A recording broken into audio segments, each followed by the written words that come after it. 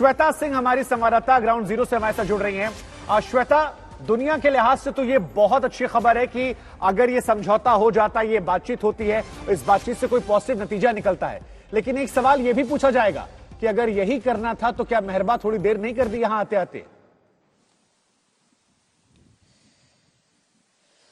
ये शायद एहसास उन्हें रहे, क्योंकि ज़ेलेंस्की ने जिस तरीके से इस युद्ध को शुरुआत में एक अलग तरीके से लिया, उन्हें लगा कि शायद पूरी दुनिया सामने आ जाएगी, लेकिन कोई आया नहीं। युद्ध आप किसी दूसरे के बूते, किसी दूसरे के भरोसे पे नहीं लड़ते हैं। ये इस एक युद्ध ने समूची दुनिया के हर एक देश को बता दिया है, जो दूसरे देशों के उकसाने पर जाकर कोई कदम तो उठा लेता है, लेकिन उसके आगे फिर कुछ कर नहीं पाता। कितने सारे लोग, लाखों लोग विस्थापित हो गए, यहां से राजधानी को छोड़कर गए। खार्किव, पूरा जो समूचा पूर्वी हिस्सा देख लीजिए यूक्रेन का, वो सारे के सारे पलायन करने पर मजबूर हुए। या तो पश्चिम की ओर यूक्रेन के रहे, या फिर अपने देश की सरहदें छोड़ने पर मजबूर हो गए, और आज भी गोलाबारी की जद में है। उनके घर नष्ट हो रहे हैं, कितने स्कूल यहां पर नष्ट हो रहे हैं, अस्पतालों पर प्रहार हो रहा है। तो वो सारी चीजें, रूस के ऊपर अगर एक उंगली उठती है तो चंद उंगलियां यूक्रेन के नेतृत्व पर भी उठ जाती हैं। बहरहाल शुभांकर, मैं तो यही कहूंगी कि अगर वाकई ये इस चीज के लिए तैयार हो जाते हैं और युद्ध यहीं का यहीं रुक जाता है, तो भी इनके लिए यही कहा जाएगा कि आप देर आए दुरुस्त आए, कम से कम, क्योंकि जितना कम नुकसान आगे हो जाए वो जरूरी है। इस समय अगर कोई भी एक अपने अहम को छोड़कर कोई कदम उठाता है तो वो समूचे विश्व के लिए बेहतर। नहीं श्वेता, लेकिन इस बयान में जो अमेरिका को इंटरव्यू दिया उन्होंने, उसमें कहा कि मुझे ऐसे देश का राष्ट्रपति नहीं बनना जो घुटनों के बल बैठकर लोगों से मांग रहा हो। अब ये बयान का एनालिसिस आप कैसे करती हैं, क्योंकि आप लगातार बर्बादी की तस्वीरें हमें भेज रही हैं, और वो तस्वीरें कीव को अगर हटा दें तो कमोबेश सारे शहरों पर बहुत हमला हुआ है, बहुत नुकसान हुआ है।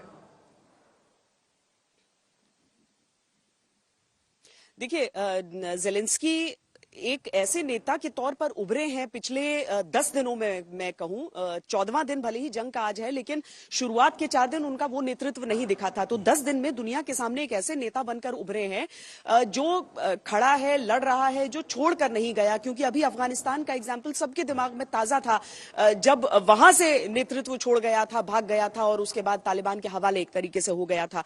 तो ज़ेलेंस्की भागे नहीं, तो ये चीज उनके साथ हमेशा जुड़ी रहेगी। इस समय ज़ेलेंस्की अगर ये चीज कह रहे हैं तो वो ये भी साथ में दिखाना चाहते हैं कि हम घुटनों के बल नहीं आ रहे हैं, हम तो नेटो कभी जाना ही नहीं चाहते थे। लेकिन जो वो लुहांस्क वगैरह जो बाकी पूर्वी प्रोविंसेस हैं जिन्हें मान्यता दे दी रूस ने, उनके हिसाब से अगर बात करने के लिए तैयार हो रहे हैं, तो ये भी समझना होगा हमें कि 2014 के बाद से, जब से वो पूरी समस्या वहां पर रही है, क्या वहां के नागरिक चैन से सो पाए हैं? उस समय तो यूक्रेन ने भी वहां पर किसी तरह की कोताही नहीं की थी, किसी भी तरीके से जो यहाँ के सैन्य बल हैं उन्होंने उस इलाके को छोड़ा नहीं था। तो वो सारी चीजें तो हैं, वो सारा कर्म तो है जो रहेगा इस स्थिति में, और ज़ेलेंस्की को वो चीज याद भी रखनी पड़ेगी। तो आज अगर वो कह रहे हैं कि घुटनों पर नहीं जाता, तो वो उसका 2 पर्याय हम निकाल सकते हैं। अव्वल तो ये कि वो लड़ रहे हैं, लड़ते लड़ते ऐसी चीज कही है, लेकिन दूसरी चीज कि वो राष्ट्रपति नहीं कहला रहा, यानी कि राष्ट्रपति रहना चाहते हैं यहाँ के। भले नेटो को लेकर हमारा कभी वैसा नहीं रहा, इस तरह की बात कह देते हैं और चलिए हम बात कर लेते हैं, हमारे ही तो लोग हैं। वैसी चीजें जो होती हैं वो अंतर्राष्ट्रीय कूटनीति में जिस भी नजरिए से देखी जाए, मुझे लगता है यूक्रेन की जनता तो उसे कुछ राहत की ही नजरिए से। जी श्वेता, ये सवाल मैंने इसलिए पूछा था क्योंकि पिछली चर्चा में हमारे एक्सपर्ट से कह रहे थे कि देखिए जो सियासतदान होते हैं वो सियासतदान ही रहते हैं। जैसा भारत में होता है कि पाला बदल लेते हैं, यहाँ इस पार्टी में कल उस पार्टी में चले गए। तो ज़ेलेंस्की जो ये कह रहे हैं कि देखिए मैं ऐसा राष्ट्रपति नहीं बनना चाहता उस देश का, तो ऐसा भी क्या कोई गुंजाइश हो सकती है जहां पर वो रूस के साथ कोई समझौता कर लें, पद भी बरकरार रह जाए, प्रतिष्ठा बरकरार रह जाए और सब कुछ ऑल इज वेल? नहीं, वो तो चाहेंगे ऐसा, पर क्या रूस ऐसा चाहेगा? क्या पुतिन ऐसा चाहेंगे? पुतिन ऐसे नेता के तौर पर सामने नहीं आते हैं। उन्होंने अगर मन बना लिया है कि किसी और को यहाँ का चेहरा होना है, कोई और यूक्रेन की सत्ता को संभालेगा, तो उन्होंने वो मन बना लिया है। ज़ेलेंस्की कितना भी क्लाइम डाउन कर जाएं, रूस को इसका कितना असर पड़ेगा वो बड़ा सवाल हो जाता है। क्योंकि ज़ेलेंस्की ने शुरुआत में जो बातें कही, पुतिन जैसा नेता इन चीजों को भूलता नहीं है, अव्वल। दूसरी चीज, एक भरोसे की बात हो जाती है, विश्वास की बात हो जाती है।